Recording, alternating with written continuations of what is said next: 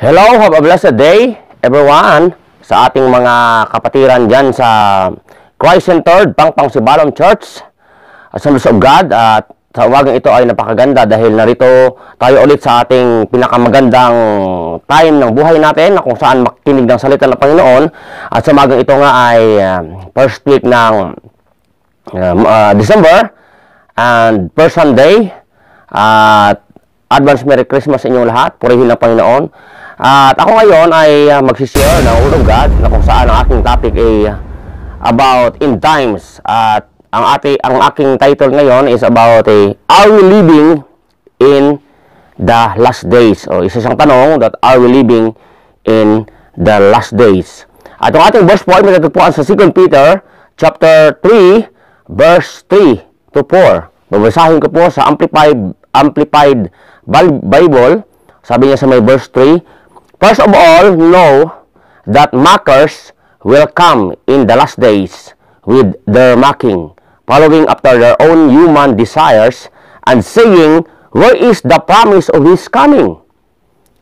For ever since the fathers fell asleep, all things have continued as they did from the beginning of creation. Pagpalain po ng Panginoon ang kanyang mensahe. At have a blessed day po para sa ating lahat sa umagang ito. Pag pinag-usapan po natin ang tinatawag na last days or mga huling araw o mga end times, ito po ay exciting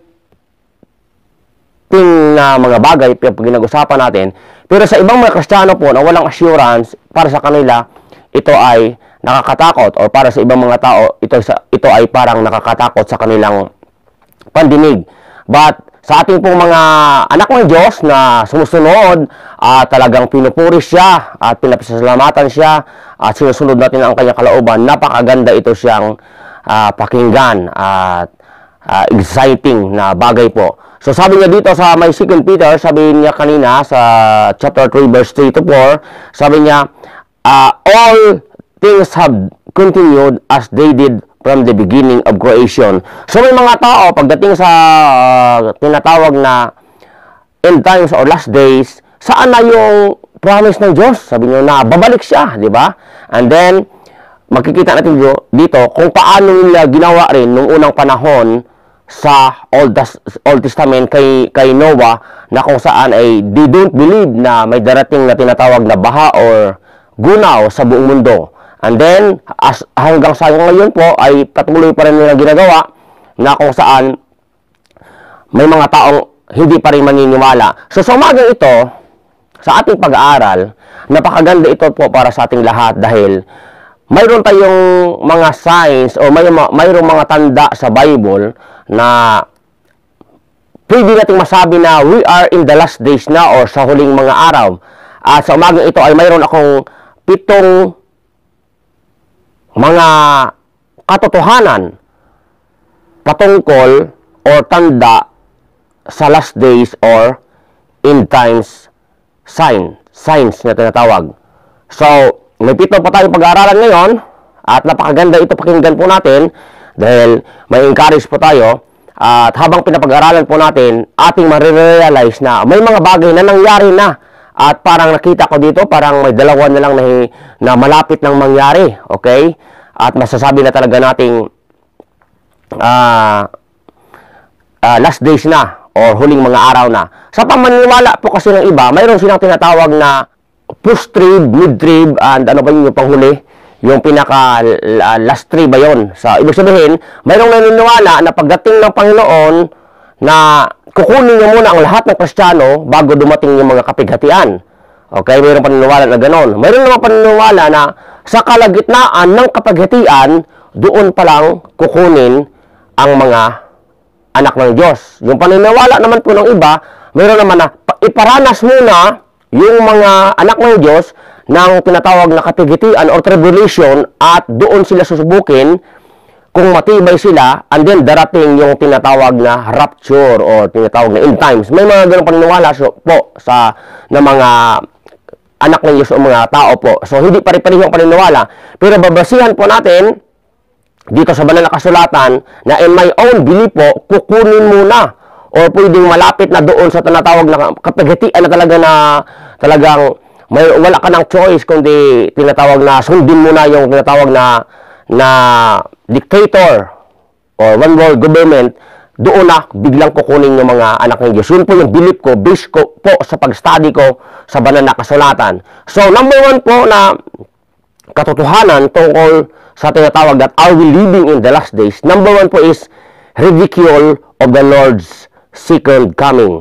Okay, yun po yung number 1. Ridicule of the Lord's second coming. Pag sinabi po natin ridicule, yung mga tao is making fun or criticizing or disapprove yung pagbabalik ni Jesus Christ. Mayroong hindi naniniwala, mayroong iiba na lang daw ang mundo at ganoon lang. So, may mga tao ganoon nagsasabi.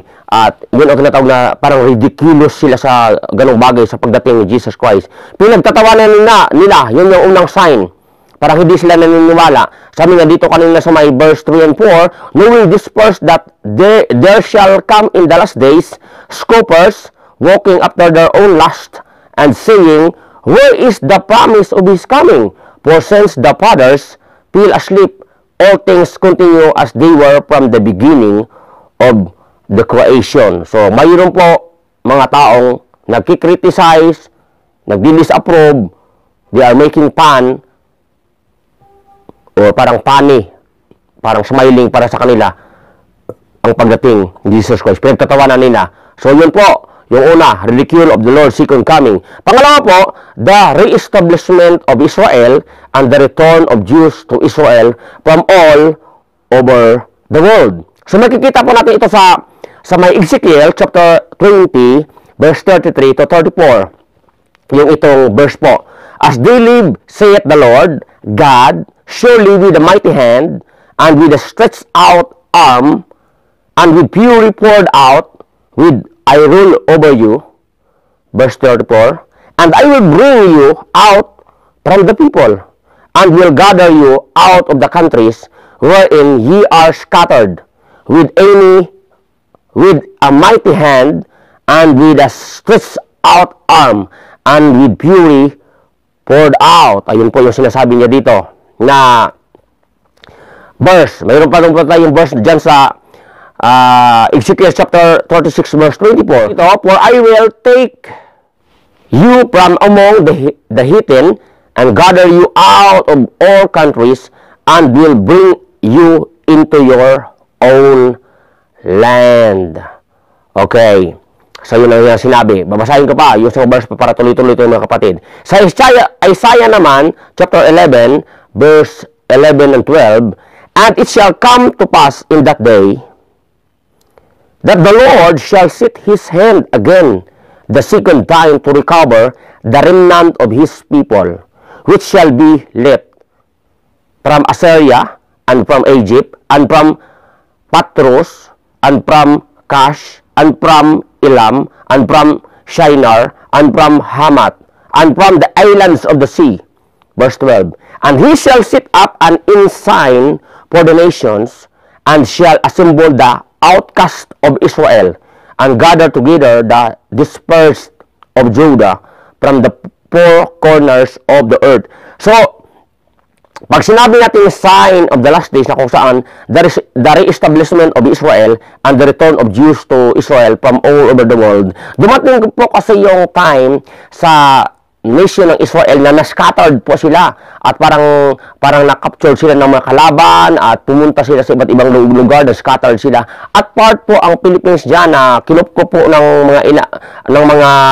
government of the Philippines po, yung ilang mga Jews, binigyan sila ng passport, visa para makapagtago doon sa Pilipinas. And then, kung makikita natin, yung ganong scattering nila, parang dumating yung time na talagang na-scatter sila. At makikita ngayon, nabuo na uli yung Israel. Napakagandang nation na nila, napaka-strong nation na nila, at napaka-makasagana na nila na nation. At masasabi natin, ito ay na-fulfilled na po.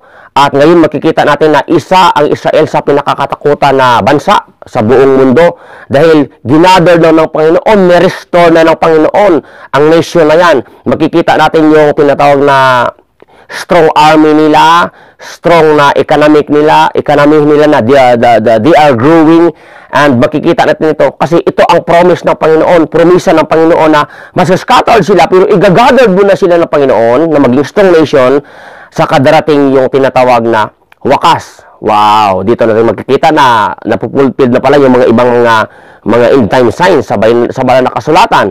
At yung isa dito, yung pangatlo po na signs of the last days, Jesus' predictions in Matthew chapter 24 of the events during the tribulation and before the glorious appearing.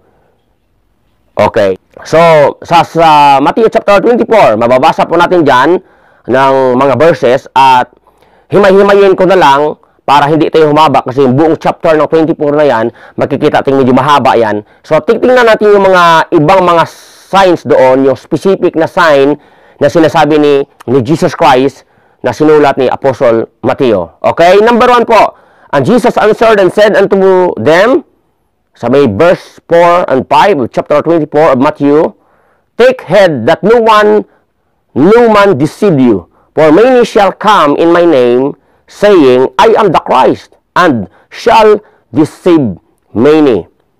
O, makikita natin dito na mayroong magkiklaim na ako ang Kristo.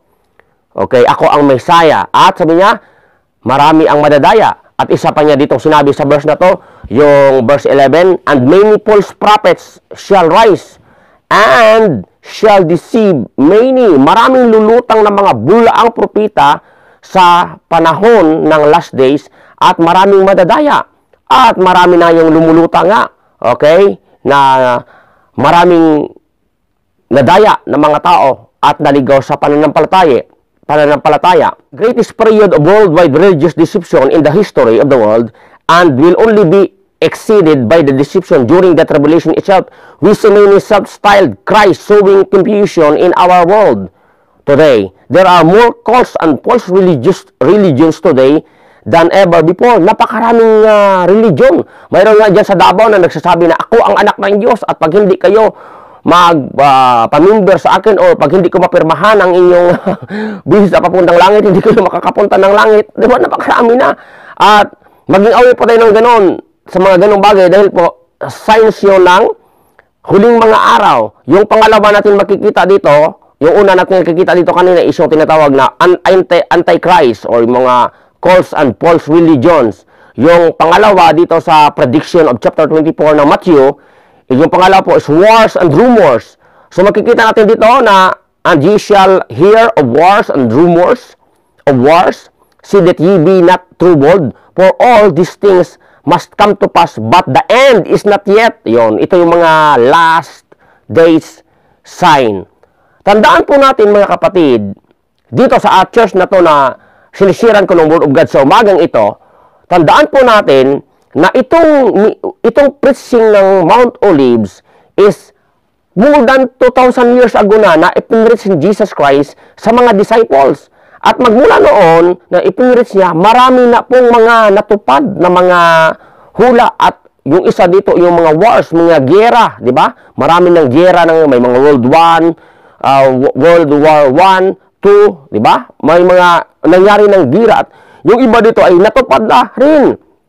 Pero ano sabi niya, hindi pa huli ang lahat, hindi mga tanda. So, habang nakikita natin sa panahon ngayon, this year, 2021, napapalapit na po yung pagdating ng ating Panginoong Hesukristo. Ang makikita po natin yung kung para sa relo, parang quarter na siya. Parang bago mag alas 12, parang nasa 11:50 na siya. Parang 10 minutes na lang doon at pagdating ng 12, darating na yung tinatawag na rapture or pag-submit ng mga anak ng Panginoon. Okay? Dahil nga naranasan natin yung mga ibang signs. Yung pangatlo dito na signs sa Matthew chapter 24, famines, pestilences, yung mga tagutom, okay? At yung mga salot, siguro we can say na yung COVID-19 is part of the pestilence na nangyari sa buong mundo, okay? Na katuparan din na kasulatan. Earthquakes, yung mga lindol, nangyari na rin. Sabi niya dito, for nation shall rise against nation, and kingdom against kingdom, and there shall be famines, tagutom. Yung naranasan po natin yung pandemic, there are worldwide famines po or tagutom or pagkukulang ng pagkain po sa buong mundo. Nagsarado yung lahat ng mga establishment. Okay? Grabing tagutom, bumagsak yung mga economies ng mga bansa. Ano sabi niya? There shall be famines and pestilence and earthquakes in diverse places, sa iba't ibang lugar. Marami na. May lindol dyan sa Pilipinas, may lindol sa Japan, ano pa sa China, sa iba't ibang mundo. Nangyari na yung mga hulang ito. At yung iba, nangyayari pa lang. May mga patuloy pang mga lindol. Nasabi pa niya sa may verse 12 of chapter 24, and because iniquity shall abound, the love of many shall wax cold. Dahil daw, dadami yung kasamaan, o yung kasamaan ay lalawak sa buong mundo, ang pag-ibig po ng marami ay lalamig po. Dito na natin makikita sa verse na ito. Okay, sabi niya, sa Tagalog version, lalaganap ang kasamaan, kaya't manlalamig ang pag-ibig ng marami. Kamusta mga kapatid yung pag-ibig mo? Nalalamig na ba yung pag-ibig mo sa iyong asawa? Yung pag-ibig mo sa iyong kapatid? Yung pag-ibig mo sa iyong kapwa? Yung pag-ibig mo lalo sa Panginoon, nalalamig na ba? So, yun yung tanong po mga kapatid. Hallelujah. So, nangyayari na. Yung tagutom, yung mga lindol, yung mga linog, yung mga pestilences, yung mga ano pa, yung antichrist na prediction dito na pupulpil na ngayong iba. And then number 4, a worldwide breakdown in morality. Pag sinabi natin worldwide breakdown morality, parang nakikita na lang natin na normal na lang yung lalaki sa lalaki nagsasama, babae sa babae nagsasama. Normal na lang yung lalaki, maraming kaibigang iba o minamahal na iba kahit may asawa. O, di ba? Parang normal na lang yung mga young people natin nagkakaanak kahit hindi kasal. Okay? Normal na lang yung mga young people na iba-ibang tatay ng kanilang mga anak. So, parang normal na lang yung tinatawag na breakdown of morality. Sabi niya sa may 2 Timothy chapter 3, verse 1 up to 5, babasahin ko tuloy-tuloy yung mga tanda rin dito na sinasabi ni Timothy. This know also, that in the last days, perilous times shall come. For men shall be lovers of their own selves, covetous, boasters, proud, blasphemers, disobedient to the parents, unthankful, unholy, without natural affection, truth breakers, false accusers, incontinent, fierce, despisers of those that are good, traitors, heady, high-minded, lovers of pleasures more than lovers of God, having a form of godliness, but denying the power thereof, from such turn away. Sinabi ni Apostle Paul kay Timothy na layuan mo ang mga taong ito. Sit apart from this kind of people. Huwag mong kaibiganin yung mga taong ganito. Okay? Sabi niya, ito yung mga signs na nararanasan ng tao or characters ng mga tao na makikita natin sa paligid na mayroon dyan gusto ng mga anak na sila na ang paniniwalaan, sila ang masusunod, hindi na yung magulang. Because sabi niya, disobedience to the parent. Hindi sila marunong magpasalamat. Hindi na makikita yung holiness sa church. Parang normal na lang na may mga tinatawag na morality na nangyayari. Okay? False accusers. Nag-accuse ng mga bagay na hindi naman o wala namang katotohanan. So, marami pa dito kung mababasa niyo sa Tagalog version, pwede niyo basahin pagdating niyo mamaya sa inyong bahay sa 2 Timothy chapter 3 verse 1 to 5. Yung mga tanda, pag sinabi kasi nating perilous times shall come, talagang matinding kasamaan sa huling mga araw. Okay? O matinding kasamaan sa time na darating at nangyayari na yung iba dito. Ano sabi niya? People shall lovers their own selves. O, di ba? Proud. Ano pa? Yung sabi niya dito, lovers of pleasures more than lovers of God. Mas mamahalin pa nila ang mga bagay na makamundo kaysa mga bagay na makadiyos. Minsan, mas mahalaga pa rin yung bagay na makamundo kaysa makadiyos. Pag sinabi mong mag-Bible study, Wala, parang pag marinig kasi minsan yung tinatawag na mag-aaral ng Word of God like discipleship or Bible study, parang yung tinga natin ayaw nating makinig. Parang pagdating sa Bible study, tinatamad tayo. Pagdating sa discipleship, tinatamad tayo. Pagdating sa pag-attend sa church, tinatamad tayo. Pag-attend sa prayer meeting, tinatamad tayo. Di ba? Kasi nga sabi nito, they will love the pleasures rather than loving God. Mamahalin nila yung mga bagay na nakapag-aaliw sa kanilang sarili kaysa sa mga bagay na nakapagsasaya para sa Diyos. Mahal nila yung mga worldly things kahit sila ay nagkakilala na sa Panginoon. Be aware tayo mga kapatid kasi ang mga bagay na yan, mga spirits yan sa last days po na pinapakalat ng ating kalaban na si Satanas. So ano sabi niya? Lovers of pleasures more than lovers of God. Having form of godliness but denying the power thereof. Ayun. Parang makikita doon natin na parang maka-Diyos sila, pero there is a carnality. Pag sinabi natin carnality kasi, o parang may form of godliness, ganito kasi yan eh.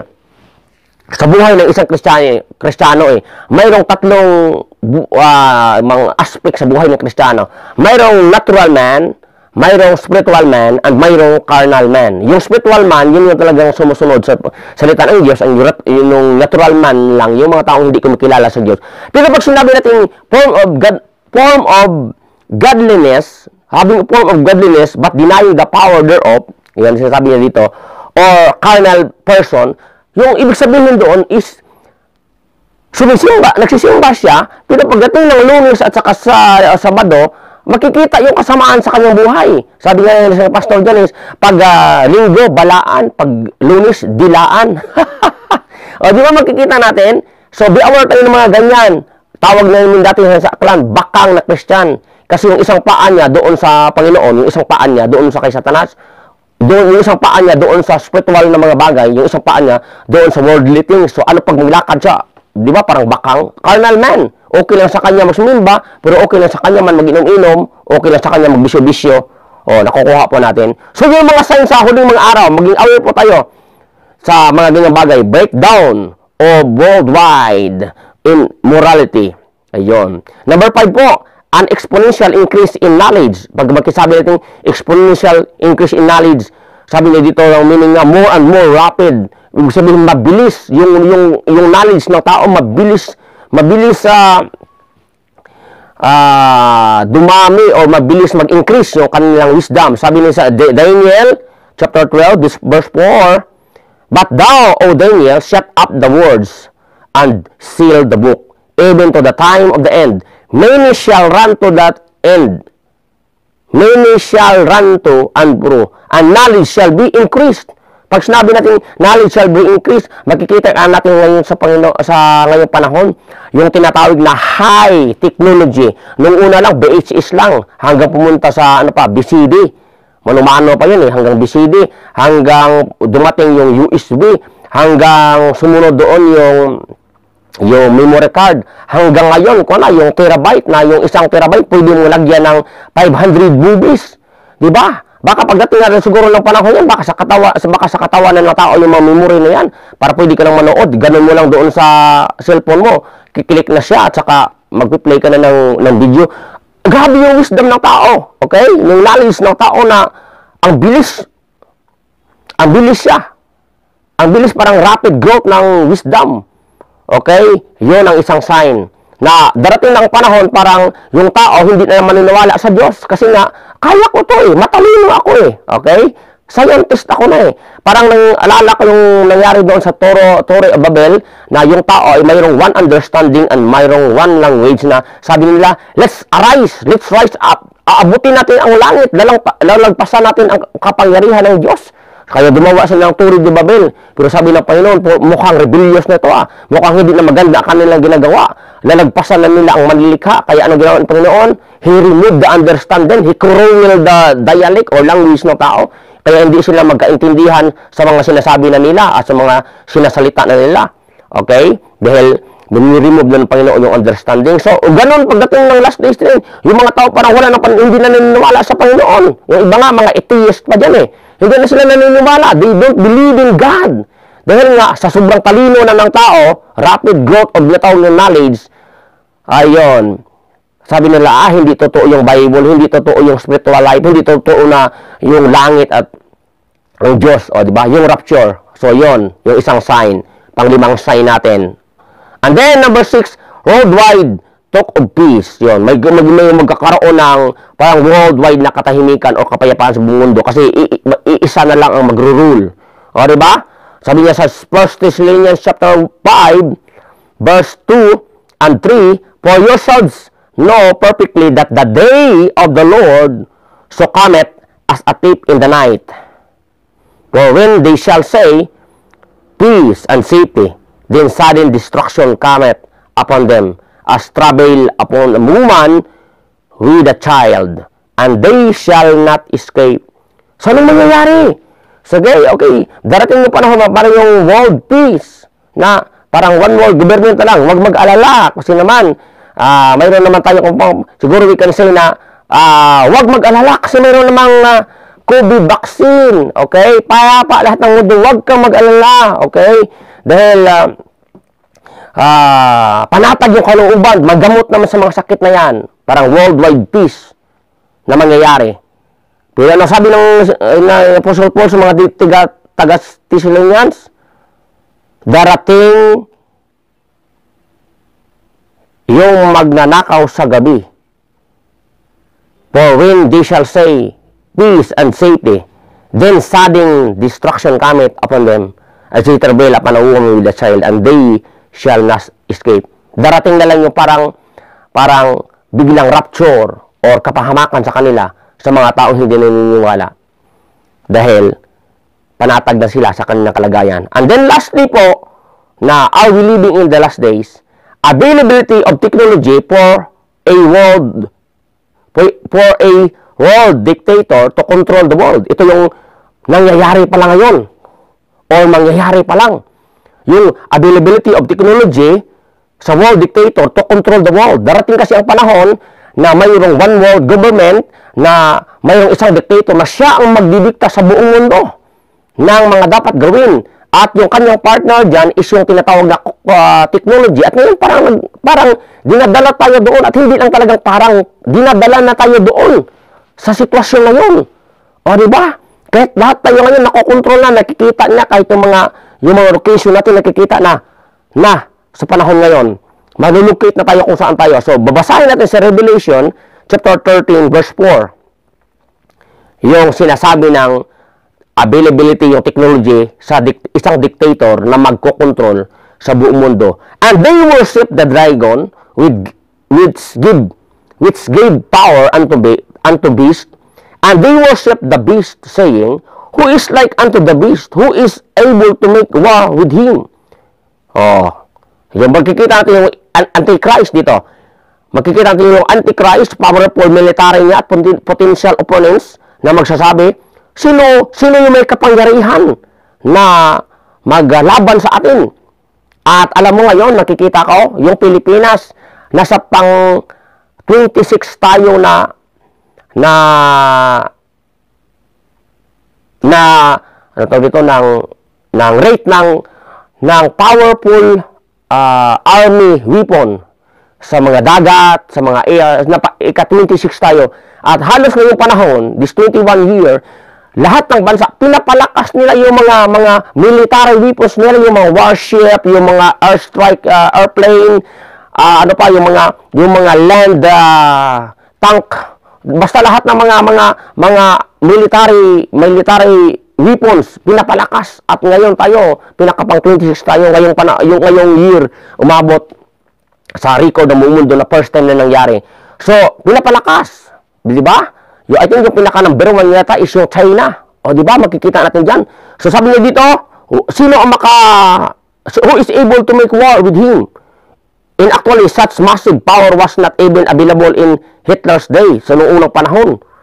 But it is now, grabe sa panahon, mayroon nga, yung iba, matatakot kahit malakas yung Amerika, kahit malakas yung China, natatakot, o Russia, natatakot silang maglaban, o kahit labanin ng Pilipinas yung China, natatakot sila kasi pag pinuntahan, kung sa mga Ilonggo, kasi pag ginsulong mo ang kontra, is paputukin mo lang kahit mga suicide na mga weapons, paputukin mo sa kanilang pinaka-main, pwede silang matalo kahit malakas ang kanilang mga weapons.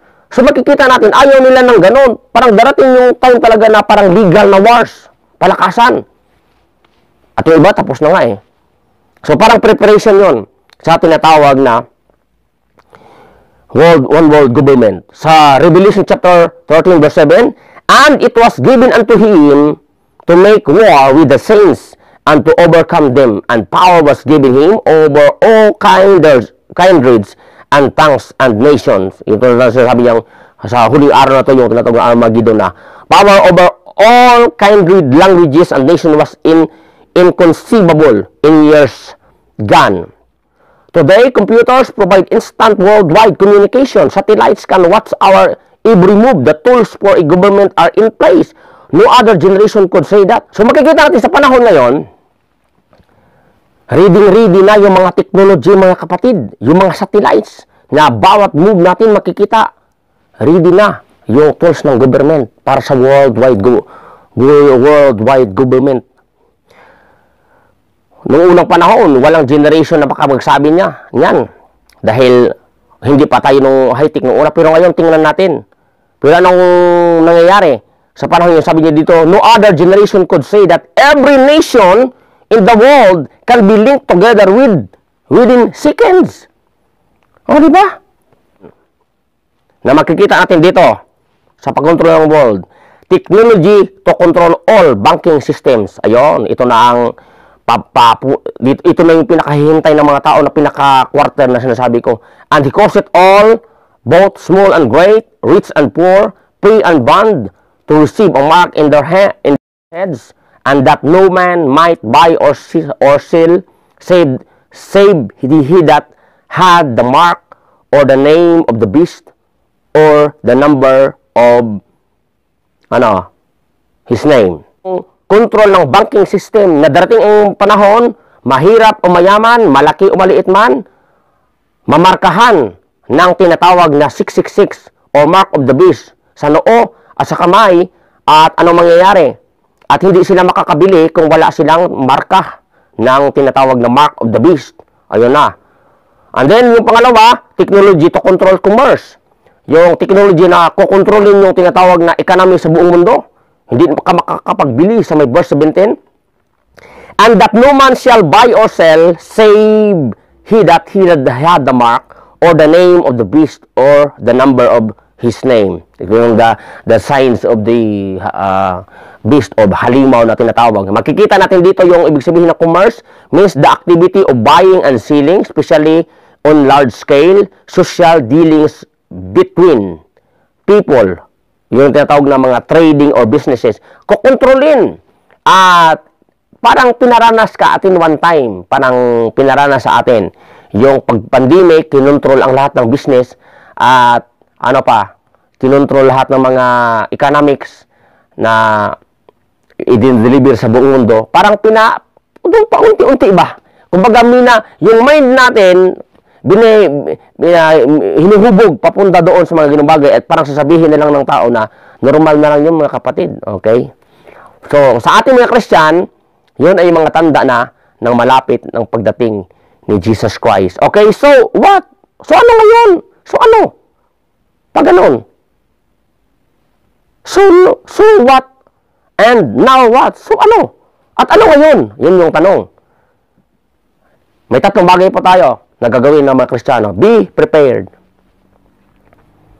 Sabi ni Timothy sa 2 Timothy chapter 3 verse 1, but mark this, there will be terrible times in the last days. Be prepared, mga kapatid.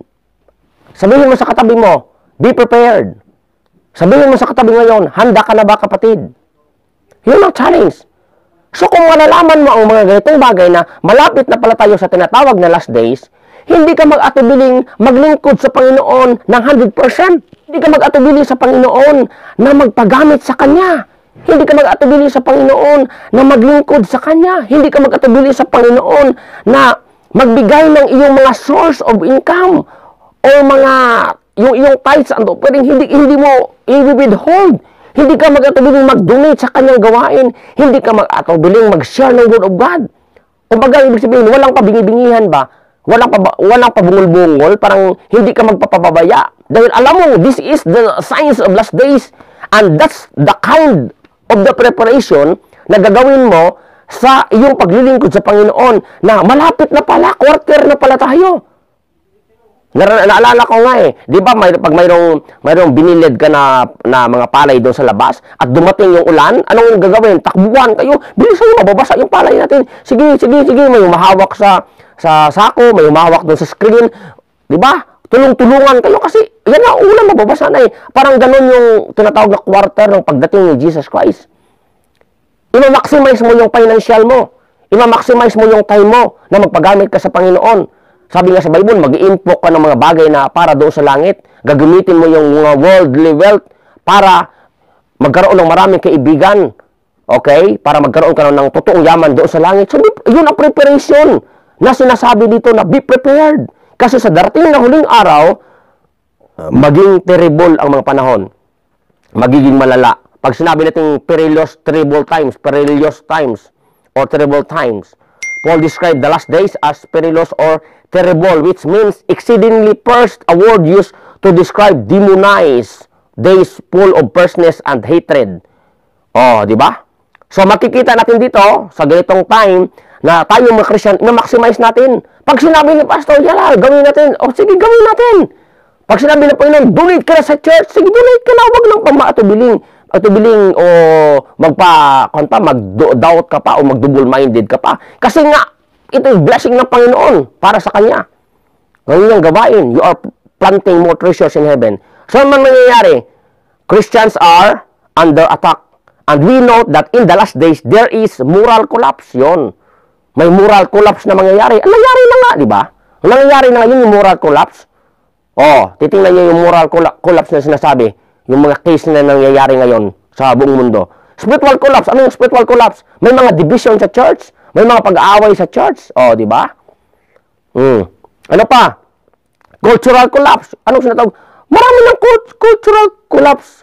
Ibig sabihin, pag may culture dito, parang binabalit na lang, iba yung culture namin sa amin. Gawin namin to kahit mali. Dito nga sa lugar namin dito nga sa bansa ang nakuna namin, maraming bawal dito, pero sobra pa sa Pilipinas ang nangyayari, patago lang na nangyayari. Di ba? Na mga kasamaan na nangyayari. Moral collapse or cultural collapse, and then yung isa dito, financial collapse. Yung pagbagsak ng economy sa buong mundo. And then, yung political collapse. Ano yung sinasabing political collapse? Makikita yung mga corruption sa government. Okay? Kumbaga, makikita yung corruption na kung saan instead na gawin nila ang tama, yung corruption ang nangyayari. Nangyayari nga. And then, yung sunod dito na gagawin natin, be patient. Sabihin natin, be patient. Sa Galatians chapter 6 verse 9, sa New Living Translation, so let's not get tired of doing what is good. At just the right time, we will reap a harvest of blessings if we don't give up. Wow! Ano sabi niya? Hindi tayo magsawa na gumawa ng mabuti. Dahil sa tamang panahon, aanin tayo ng pagpapala pag hindi tayo mag-give up. If you do not quit, we are Christians must not quit. Too many in this world are quitting too soon sa kanilang mga buhay. Saan sila nag-quit? Sa kanilang mga marriages. Napakasimple na lang sabihin nila, maghiwalay na tayo. Break na tayo, di ba? They are quitting in their marriages, yung sa kanilang careers. Okay, sa kanilang churches, yung tao nagre-resign, ayaw na mag-ministry. Pagod na ako, pastor, ayaw ko na. Di ba? Yung kanilang faith, they abandon their faith. Mas importante po yung ibang bagay kasi sa Panginoon. Faith on God. We are to persevere and not quit. We are not to give up. The promise that He is and will come back. Huwag tayong maghinaan ng pananampalataya, kapatid. Huwag tayong tumigil sa ating pananampalataya. Take courage, mga kapatid. Dahil ang Panginoon, Jesucristo na nag-promise, ay babalik at kukunin niya tayo. Hallelujah, Jesus Christ. Don't give up on church. Don't give in. Don't lose heart. Be strong in your faith. Sabihin natin, be strong in your faith. Sabihin natin, I am strong in my faith. So, be patient mga kapatid. And then lastly, na gagawin natin, be positive. Sabi diyan sa James chapter 5, verse 9 sa New Living Translation, don't grumble about each other, brothers and sisters, or you will be judged. For look, the judge is standing at the door. Ayun. The judge is standing at the door. Ang judge na kung saan si Jesus Christ. Nakatayo siya sa pinto. When we face pressure, we often lose our temper. Nagagalit tayo. We are blaming other people, attacking each other, moaning, puro pagreklamo, grumbling and complaining, and going negative. Okay? We will criticize other. We cannot afford to do all this because the judge is standing at the door. Kung lahat ng mga bagay ito gagawin natin, hindi na natin maubos-ubos na gawin ito. Bakit? The judge is already there. Tapos, nandiyan na. Haharap ka na sa judge. Hello po mga kapatid. We need not to become negative. Sometimes always finding faults, always complaining and grumbling. Sabi niya sa may Philippians chapter 4 verse 4, always be full of joy in the Lord. I say it again, rejoice. Amen. Rejoice in the Lord. Don't go negative. Don't be miserable. Look up. Jesus Christ is coming. Jesus Christ is coming soon. Sa ating pagtatapos po, kung makikita natin ang mga bagay na nangyayari sa paligid, ang mga bagay na nabanggit ko kanina, mga 7 na mga signs in the last days, mababasa natin dito sa Matthew chapter 24 verse 42 and 44, babasahin natin. So be alert, for you do not know which day your Lord is coming, but understand this, if the head of the house had known what time of the night the thief was coming, he would have been on the alert and would not have allowed his house to be broken into.